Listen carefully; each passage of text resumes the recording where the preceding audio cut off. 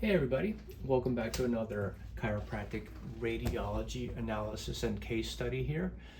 In this particular episode, we have a case history of a 30-year-old male presenting to the office with chronic neck pain and bilateral upper extremity numbness and tingling. So upper extremity numbness and tingling into both arms, into the hands. He has a past history of motor vehicle accident and trauma, as well as other injuries throughout his younger years, So when he initially presented, we took pictures of him, and that was him on the right side here. So we have his original images here on the right. Notice there is head tilting. If we compare the mastoids from corner to corner, we can see the head tilt there. If we center the odontoid and draw a line straight down the middle here, so this is the center of the skull, we can see how the cervical spine is way off to the left here.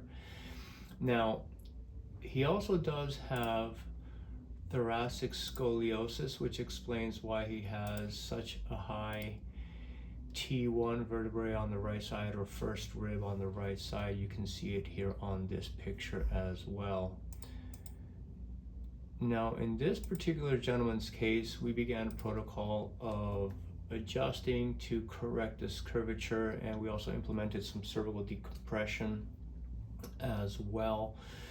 Throughout the course of care, we also did end up referring for an MRI of the cervical spine that did reveal a C6, C7 disc herniation that was causing some impingement of the nerve roots, contributing to the numbness and tingling. Now that disc is right here. There.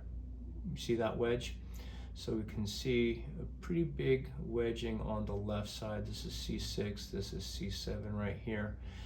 And if we put some dots on the spinous processes here, we can kind of see how the spinous processes are just the pointy ends of the vertebrae. When you look at them sideways, you see them sticking back, and these are the spinous processes right here.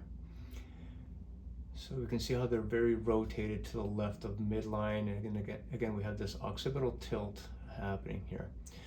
So we took post x-rays.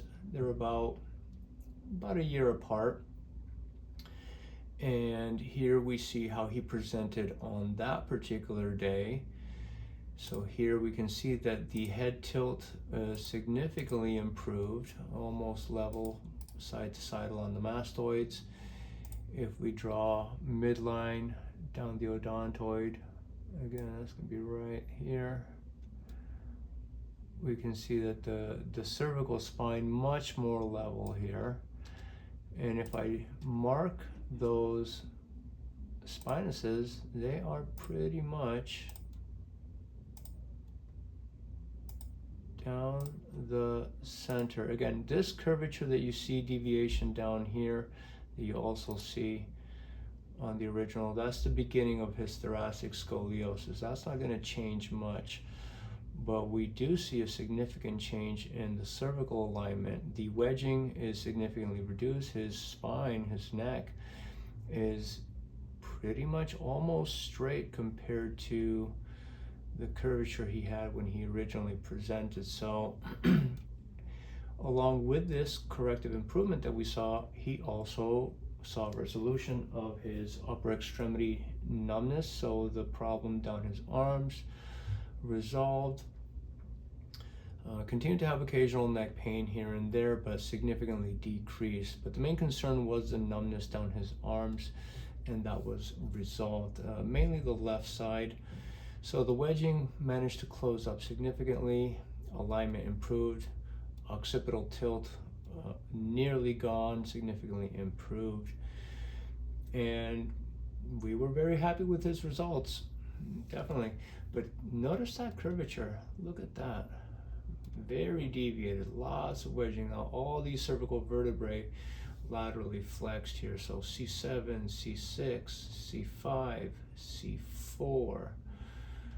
I mean, significant lateral flexion. If we draw lines for the inferior end plates here, we can see how they line up. Right there. Compared to over here, if we draw some lines on the inferior end plates.